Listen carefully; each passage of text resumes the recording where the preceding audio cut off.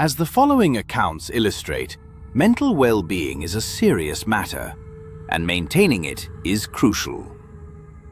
We grow up envisioning our lives unfolding in a particular way by a certain age, but reality often diverges from those expectations. Perhaps your career path isn't what you'd imagined, or you feel stagnant while everyone else seems to be progressing. It can be hard to discuss these feelings, and even harder to seek assistance. Therapy might have once seemed like something only others engaged in. However, I've come to realize it's not about being flawed, but about self-understanding and discovering a healthier path forward. This is where today's sponsor, BetterHelp, comes in. BetterHelp connects you with a licensed therapist after you complete a brief questionnaire, often within a couple of days. If the match isn't right, you can switch therapists at any time without additional charges. With over 7,000 reviews and a 4.3 rating on Trustpilot, BetterHelp is a trustworthy platform. Visit betterhelp.com/Mr. Nightmare to receive a 10% discount on your first month. The link is also provided in the description. Now, for a bit of background, I was dating a girl during my senior year of high school. I'm currently 20, so while it was a few years ago, it's still quite clear in my memory. To protect her privacy, I'll refer to her as Grace, not her real name. Grace and I met through our job, which I now understand is never an ideal situation. Even before we started our relationship, there were warning signs that, in hindsight, I should have heeded. For instance, she would visit our workplace for hours, simply observing me as I worked, and I'd occasionally catch her staring. A few months into our relationship, things began to turn quite toxic. I constantly felt overwhelmed, with no time for my hobbies, friends, or even myself. She was the kind of person who would incessantly inquire about my whereabouts, who I was with, and what I was doing, 24/7. If I missed a phone call, it would result in 25 missed calls and a barrage of text messages, inevitably leading to an argument, even if I was just in the bathroom. It escalated to the point where I couldn't even play games with my friends without provoking a fight. Eventually, we broke up, but not before she exhausted every effort to persuade me to reconcile. She would wait outside my workplace for me to finish, and when I emerged, she would follow me to my car, preventing me from getting in, and attempt to reason with me. I grew tired of it. One evening she arrived, wanting to talk. I decided to speak with her, unsure of what else to do.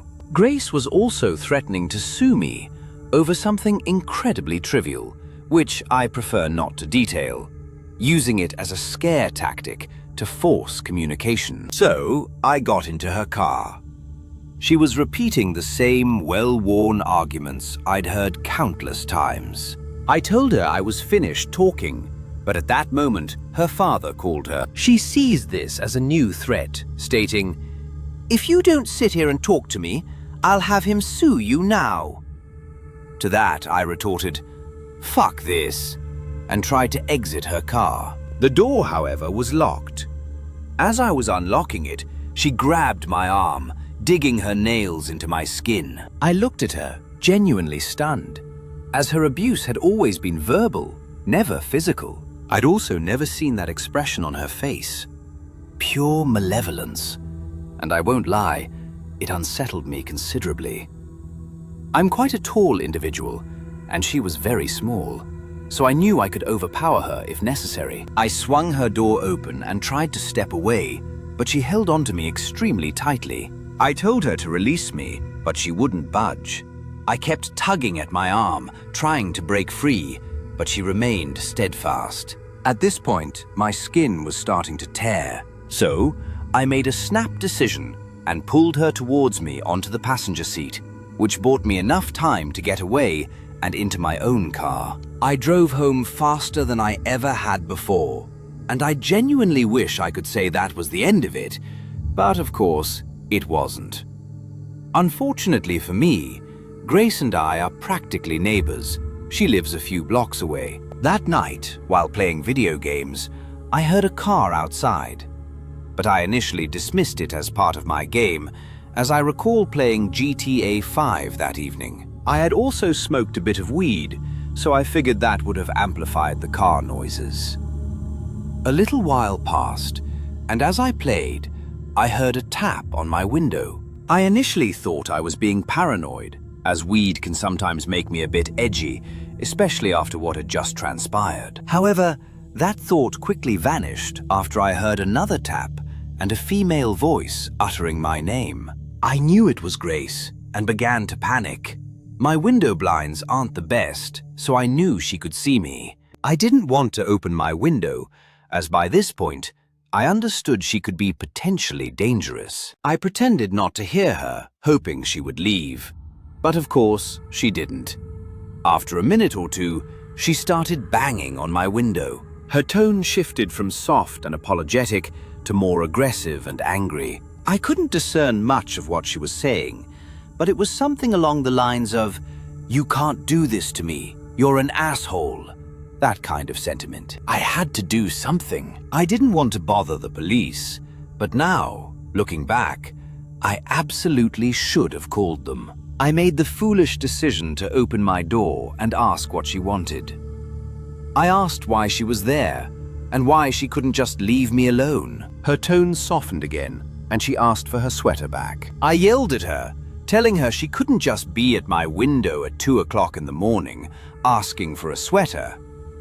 Then I stated that if she didn't leave my property, I would call the police. At this point, she erupted, screaming at me while starting to sob uncontrollably. For a moment, I actually felt a pang of sympathy.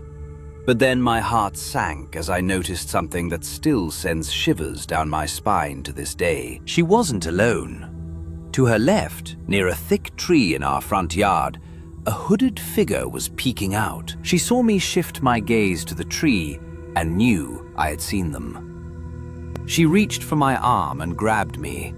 As she did this, I saw the person dart out from behind the tree, but I couldn't make out any facial features. It didn't matter, because they were sprinting towards my window. In that instant, my fight-or-flight response kicked in, and I slammed my window shut on Grace's arm. She screamed in pain and pulled it back. I slammed it shut and locked it just before the other person reached my window. My heart was pounding, and I felt like I couldn't breathe. I showed them my phone, dialing 911, and at that, they hurried back to her car, started it, and drove away.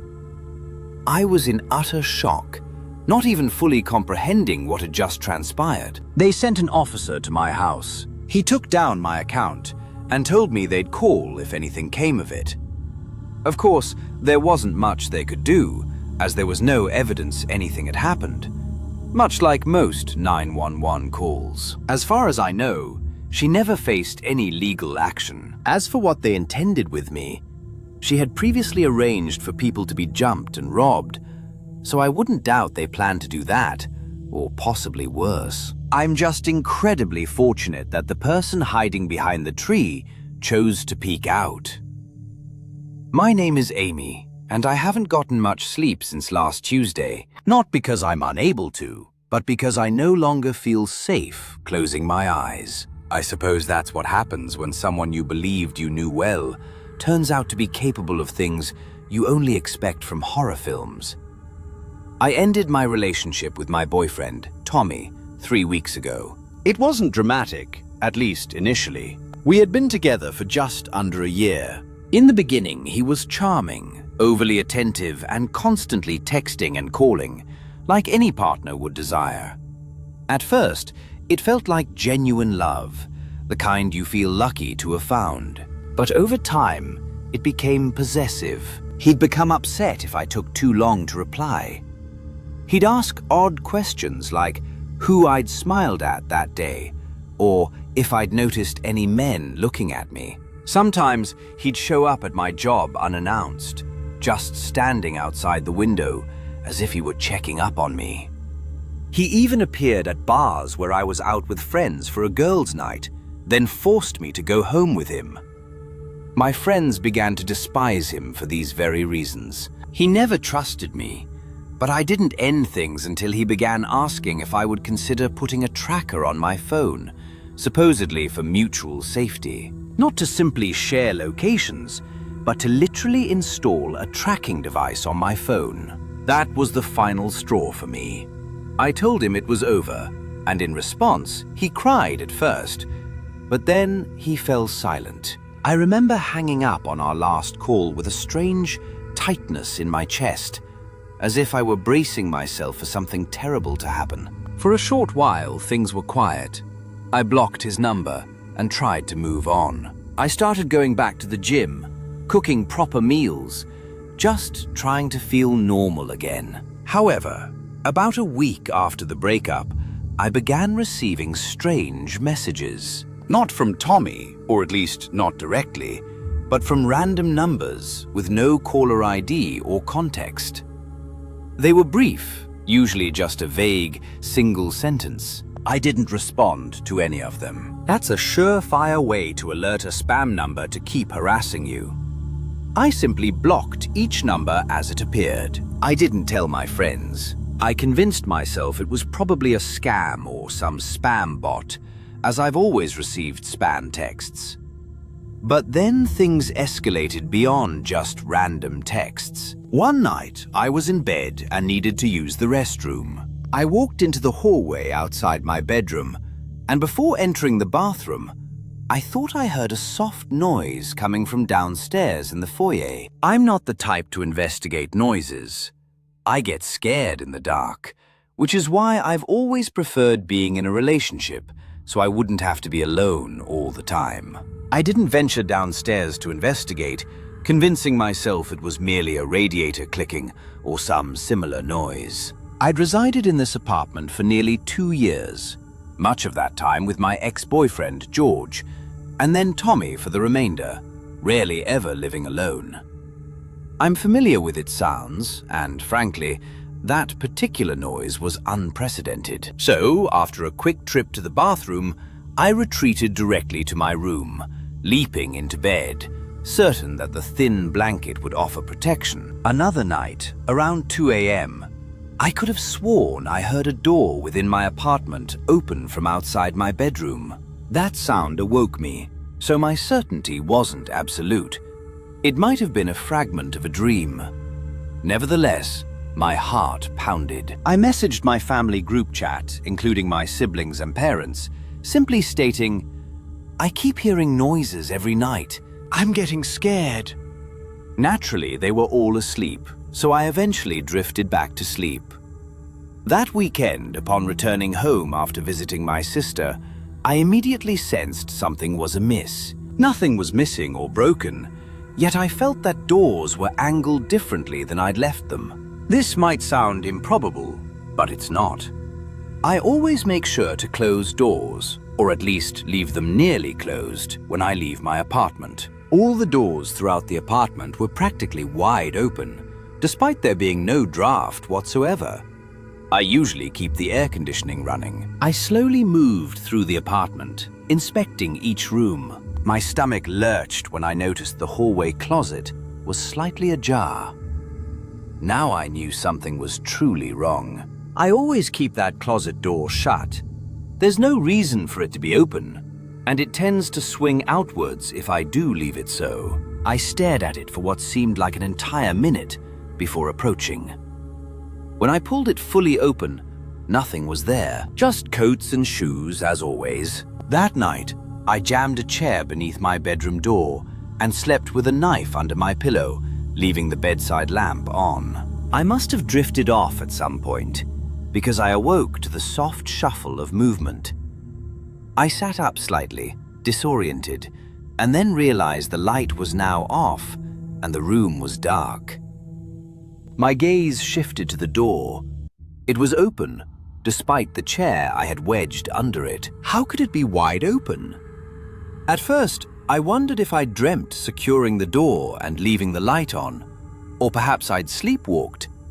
But I quickly understood how mistaken I was. I saw something at the foot of my bed in the darkness. I swear I couldn't discern what it was, just a dark, indistinct mass. But as I began to realize I was looking at the upper half of someone's head, it was too late. Two hands began stroking my feet, and I completely lost control. I screamed until my lungs ached, instantly recognizing Tommy's voice telling me to calm down. When I continued screaming, he climbed on top of me and clapped a hand over my mouth. He insisted he wasn't there to harm me, only to talk. He said he wouldn't release my mouth until I agreed to be quiet, so I nodded. My first question to him was how he got into my apartment. He explained that he'd made a copy of my key when we were together, just in case there was an emergency. He never told me he did this. Pure psychopathic behavior. He must have snuck out one night with my keys to duplicate it somewhere. As I sat there listening, I considered grabbing the knife, but I was too terrified. I knew that if I did, I'd have to be prepared to actually use it. He repeatedly asserted he wasn't there to hurt me, merely to talk. But it seemed he was simply there to intimidate me into agreeing to get back together. And I was genuinely too afraid to say no, fearing what he might do. So I assented, but I asked him to just leave for the night because I was shaken. I think he was in my bed for about half an hour in total before he left. When he was gone, the first thing I did was call the police and report the break-in. I told them I was scared he might still be on the premises, so they would actually come. When they arrived, I filed an official police report, which I later used to obtain a restraining order against Tommy, with enough people corroborating my claims, since I couldn't definitively prove he broke into my house. A detective later traced the fake numbers back to his cell phone through some fake phone number app, which also proved instrumental in securing the restraining order. I stayed with my parents until I could find a new apartment. My advice to all women is, at the first sign of any mental instability in your partner, you should seriously consider leaving as soon as possible, just to be safe. I still live with the trauma of waking up to him in my room and having to contemplate using a knife on him. I dated Marissa for 1.5 years. Initially, she was one of the most intense people I had ever encountered. Not in a negative way. She was passionate, charismatic, and could discuss any topic for hours. When she engaged, it felt like she drew you into her world. The first few months were incredible. She'd surprise me with gifts, leave sticky notes with poems on my mirror, and text me "good night" every single evening without fail. However, that intensity had a darker side. She didn't do calm or wait and see. Everything was either perfect or catastrophic. If I was 5 minutes late responding to a text, she'd barrage me with messages, first worried, then angry, then apologetic. It worsened gradually, almost imperceptibly. She once accused me of cheating because I liked an Instagram post from a girl I hadn't spoken to since high school. And if I told her something she did made me uncomfortable, she would completely shut down. I don't mean just becoming quiet. I mean she would sit in my apartment for hours, staring at the wall, refusing to leave until I assured her everything was fine. The first time she appeared at my office unannounced was 6 months into our relationship. She brought coffee and acted as if it were cute, like we were a TV couple. I laughed it off, but the second time was because I hadn't answered her call. She remained parked outside in the lot until I came down. She had been crying. I told her it wasn't acceptable, and she just smiled and said, "You'd do the same for me, right?" I had no answer for that. I kept making excuses for her. Trauma, abandonment issues, childhood stuff. I thought if I just proved I wasn't going to leave, she'd calm down. Instead, the more I gave, the more she needed. Eventually, I reached my breaking point. I told her it had to end. She didn't yell or cry. She just stared at me in silence for what felt like minutes. Then she nodded and said, "You think it's over for you, but it's not over for me." I remember how cold that made me feel, like it wasn't even a threat, just a fact. I blocked her on everything that same night and changed my number. I even asked my building manager if I could move to a different unit. For a few weeks, I thought it had worked. Then the letters started appearing. They had no stamps or return addresses, just my name handwritten on the envelope, usually slipped between my door and the frame. I kept some of these notes. The first one had a nostalgic tone. It said, "I miss waking up to you. I still sleep on the side of the bed where you used to lay." The second one grew stranger. It read, "You always check the door 3 times before you go to bed. You probably don't even notice it, but I do." The third letter was the one that made me pack a suitcase. It said, "You wore your blue hoodie Monday, the one with the hole in the sleeve. You should sew that up before it gets worse." That was the same hoodie I wore when I went to pick up groceries that day at a store across town in the pouring rain. I hadn't seen anyone, not a single person I recognized, but she had seen me. I knew then that moving across the city wouldn't suffice. I found a job in Denver, a good one. I told no one except my brother and immediate family. I left no forwarding address. I even created a new email for the job and avoided linking any personal information. I went completely off-grid. I even got a P.O. box under a false name. I thought that would be enough, and for a while, it was. Many months passed, and I slept soundly. I started dating again. Nothing serious, just drinks and movies. But I was laughing again. I felt like a person. Then, one Saturday, I opened my P.O. box and found an envelope. Just my name again. No stamp or return address. Inside was a Polaroid. It was of me walking past my apartment building, taken from behind. My earbuds were in, and I had a coffee in one hand. It was cold outside. You could see snow on the sidewalk and mountains in the background. I checked the back, and written in red ink, it said, "Your shoulders slouch when you're tired." I didn't hesitate. I moved again, faster this time. I paid cash for a rental in a different part of town, a smaller building with fewer tenants.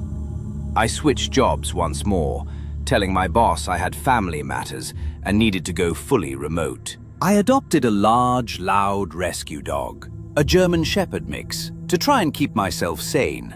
I deleted almost everything online and had no apps or social media. I went grey for almost a year and heard nothing.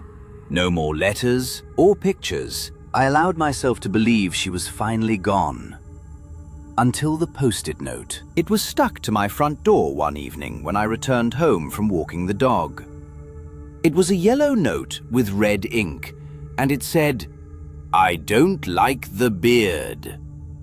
My stomach truly sank. I had grown it out maybe 3 months prior. Nobody had seen me with it except the dog, and perhaps my work webcam, which I kept taped over unless I was on a call.